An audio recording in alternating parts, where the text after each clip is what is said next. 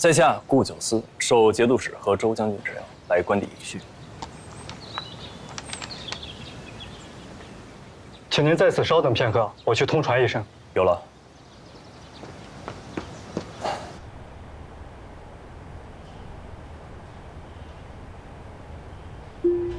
此番顾家竟然献出了全部家产，毫不藏私，真是让我没想到啊！只是不知道这顾家有何所求？能有什么所求啊？顾家只是在扬州遭难了，王善权欺上瞒下，趁乱洗劫杀人，顾家就是害怕了，来到幽州，我等之下送上家产，无非就是寻个庇佑，图个安稳罢了。顾家是见过世面的人，他们的所求绝不会这么简单。那依范兄所见呢？江柔不出面，只是顾九思这个年轻人来见你我，想必是要求个官做。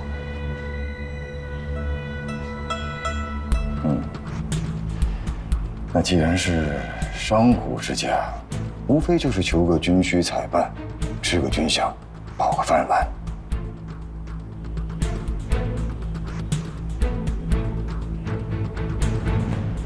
兄弟，咱们幽州10年采买，还不如人家顾家1半家产多。他们这些生意人，断然不会算不明白这笔账的。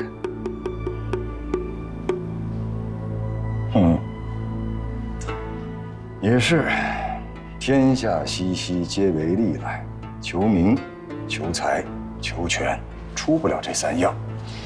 既然财他们不缺，那舍了财，大多半就是求权了。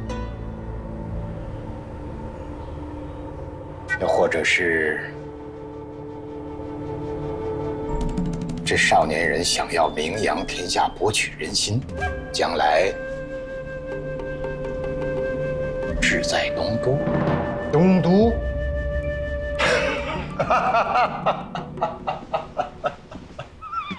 我的范兄哎，你想的太复杂了。那个顾九思不过是弱冠之年，而且我听说他还是个纨绔子弟，能掀起什么风浪来呀？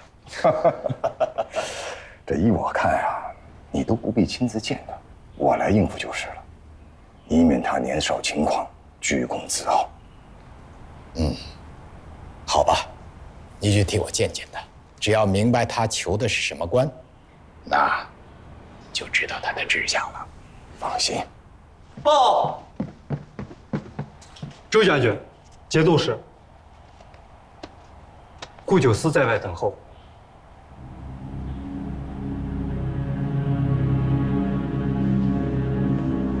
请。是。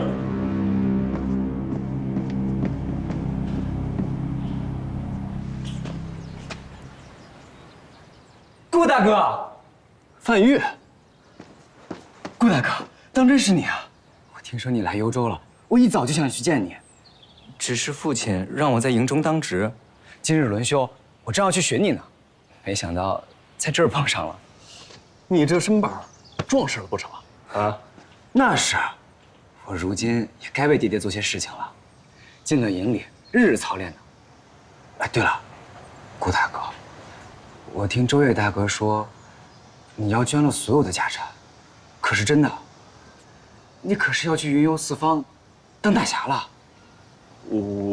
范大公子、顾公子，节度使和周将军请您进去，请随我来。顾大哥，快去吧，记得来军营里看我。好。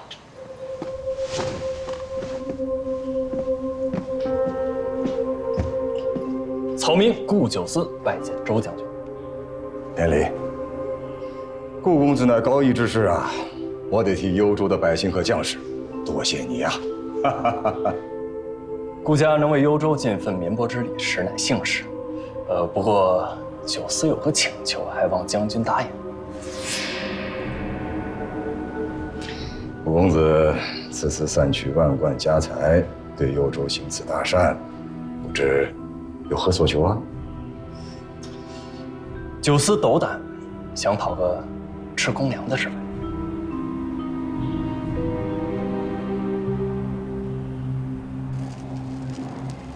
娘，许是周将军和九思聊的投机，留他吃晚饭了，咱们先吃吧。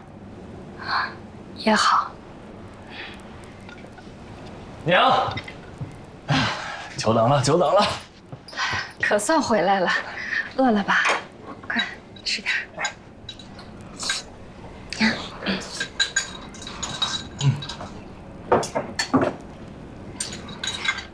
今天见了周将军，谈得如何？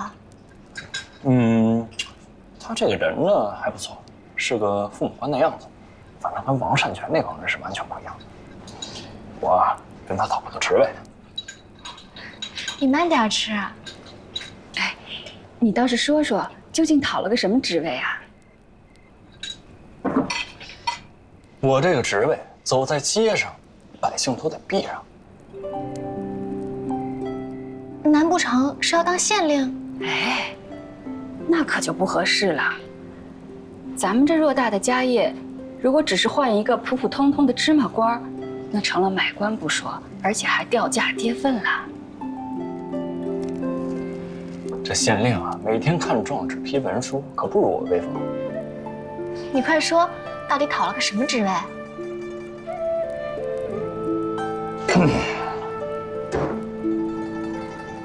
衙役，明日上任当值。啊？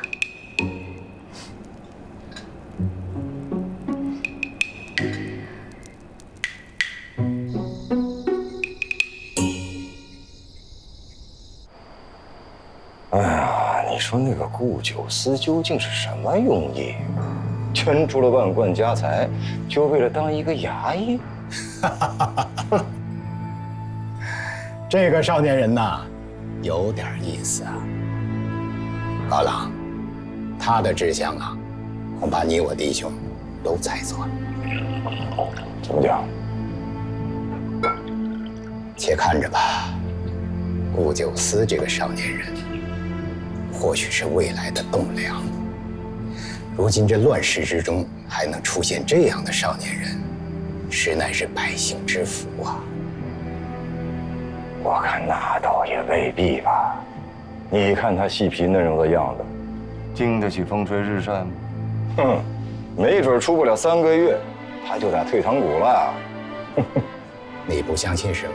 咱们两个赌一杯如何？赌什么？我赌顾九思是一块璞玉，他能够吃下这样的苦头，经过搓磨，他定然会光彩不可批视。好，不过要赌大点，3杯。好，一言为定。一言为定。来。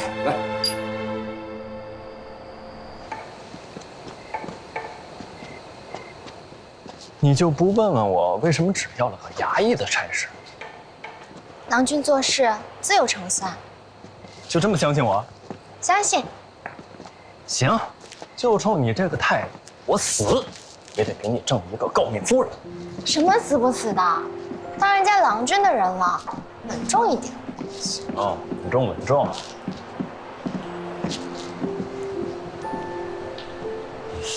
其实这件事情我想了很久，这职位吧，要低了是跌份，要高了呢又让人忌惮。所以你索性要了个衙役，出乎他们的意料，又让他们觉得亏欠了你。还是夫人最懂我。但还有一点啊，我呢从小养尊处优，若真想为百姓做一些事情，还是需要自己一点一点往上爬，这样他们才会觉得我是可用之才，而不是德不配位。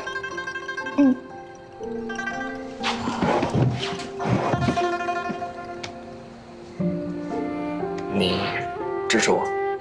支持。我跟你一样，我这个柳老板呢，没有了靠山，能不能白手起家，就要看我自己的本事了。对了，我今天也有一个收获。什么？我租了一个铺面，我们账上还有200两银子，之前的经商文书刚批下来，明日起就可以重整筹备了。那就祝我们夫妻俩东山再起。好。那你想做什么呀？我有一个想法。但还没有决定。说说。我想卖胭脂。胭脂？这时骚乱世，为什么要卖这种可买可不买的东西？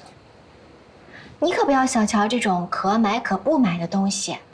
男人在外耕种奔波，女人在家纺织洒扫，还要照顾一家子老人小孩，日子过得苦得很。可越是苦呢，越想做点让自己开心的事情。若是手中没有银子，只有胭脂水粉这种东西，又便宜，又能让人觉得在好好过日子，哪怕只有一刻，能让人忘记辛劳，也是一种慰藉。你不知道，我们女人过日子不花钱不高兴，花多了更不高兴。便是花一点点钱，买一点好看却无用的东西，最高兴了。那这么说来，这还真是一种好生意啊。柳老板前程似锦，我呢也是衣食无忧了。你就等着看我东山再起吧。你干嘛？哎呀，以前你是顾家少夫人，以后我也可以是柳相公。你是软骨头啊？我是吃软饭的，那骨头自然软了。我跟你说，这软饭还真不是谁想吃就能吃的。你起来。我不起来，起不来，不起来。起来。我说了，我是软骨头。你起来。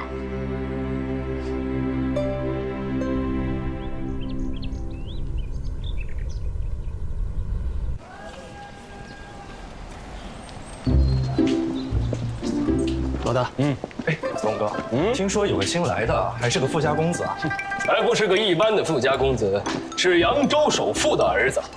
啊，这样的有钱人怎么轮到跟我们抢饭碗？谁知道啊，兴许是个败家子。这瘦死的骆驼比马大，哎，就没个有权有势的朋友照应？谁说没有？周烨少将军昨天亲自来咱们县衙，找上头打好了招呼。上头吩咐咱们要好生照应着他，别亏待了他。咱们俸禄就那么点儿，活缺那么多，人手向来就不够。上头到，给我们安排一个身娇肉贵的小祖宗。不是说瘦死的骆驼比马大？我听说他们富家公子随便打赏个歌女下人，就是咱们1年的俸禄，那银子成定的给。他如果对我们好点，多请客贴补咱们，倒也是能照应。你们一个个的上有老下有小，钱都不够花吧？不够啊！可以捉弄他一下。咱们正经事儿还忙不过来呢，谁有功夫照顾个闲人？就是，谁要照顾他呀？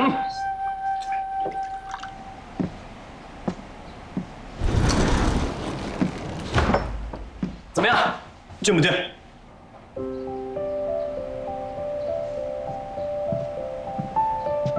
这就是你以后日日要穿的官服啦。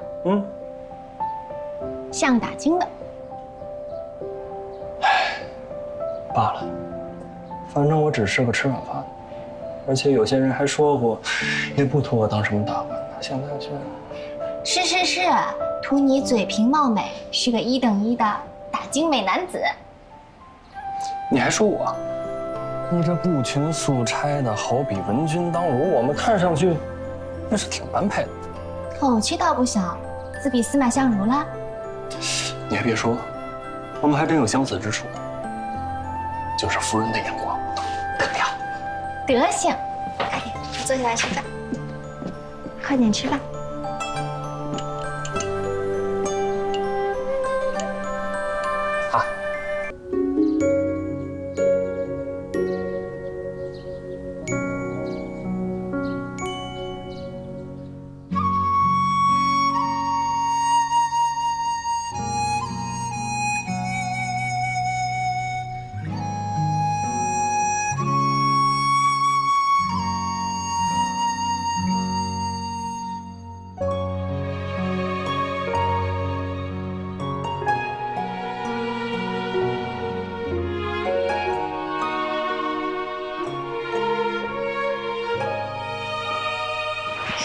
这是吃水的杯子，衙门里头的怕不干净，公子你带着用。行。这是钱袋子，里头装了60文，公子你可别乱花啊。除了你1日的饭钱，还有请同僚吃酒的钱也都放在里头了。少夫人说了，咱头回去点卯，少不了要请客，那也不能破费太多，40、50文刚刚好。知道了。还有这个，饿的时候还能垫垫肚子。哎呀，我是去上工，又不是去上坟，我拿什么水果呀？以前这些琐事都是我伺候的，如今公子你一个人，照顾不到自己怎么办？要不我陪公子一道去吧？哎，行了，这是我第一次自己出来做事，也是我落脚幽州的第1步。我呢，这个局要开得漂漂亮亮，你无需捣乱。回去。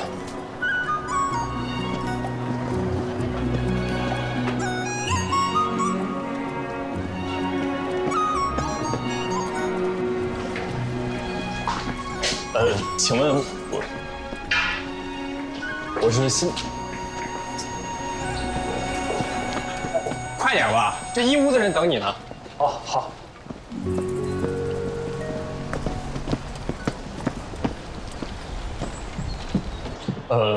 我是新来的，请问你叫顾九思？是。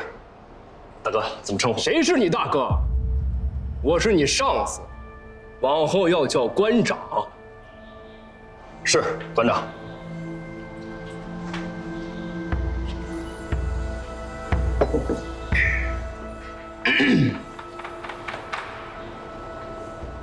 啊，对，我这儿有点小意思，兄弟们可以。老大，这袋子里该是金子吧？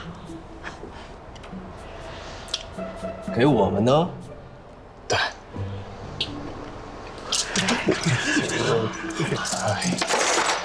一点小意思，不成敬，不成敬。哎，还以为是银子呢，没想到是铜钱呢。你耍老子呢？你一个富家公子，拿几个臭铜板打发要饭的呢？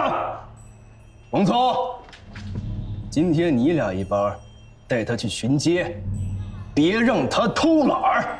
是，弟兄们，上工。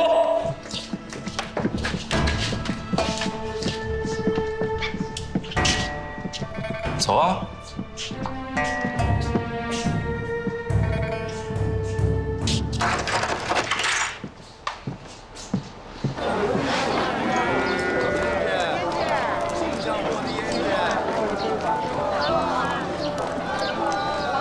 少夫人，咱们不是来看行情吗？怎么路过这种胭脂摊子，你也不多瞧一瞧？这种摊贩的胭脂不必看的。为什么？胭脂水粉最是娇贵，既会风吹日晒，就算是封装不妥受了潮，颜色质地也会大受影响。他舍得卖菜一样的卖胭脂，只能证明里面用的是劣质铅粉。这样的胭脂上脸沉重滞涩，还伤皮肤，不如不用。还会伤皮肤，那怎么还有人买啊？再穷人家的姑娘也是有爱美之心的，其他地方紧一紧，也想把自己打扮得漂亮一些，只是利用他们的爱美之心卖这些劣质胭脂，这样的钱我们不能赚。去前面看看吧，走。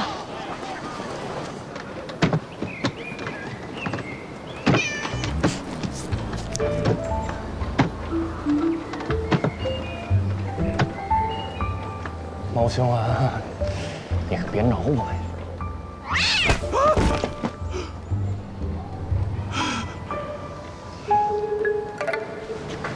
哪儿？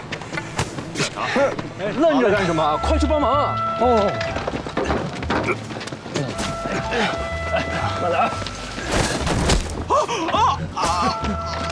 没，行。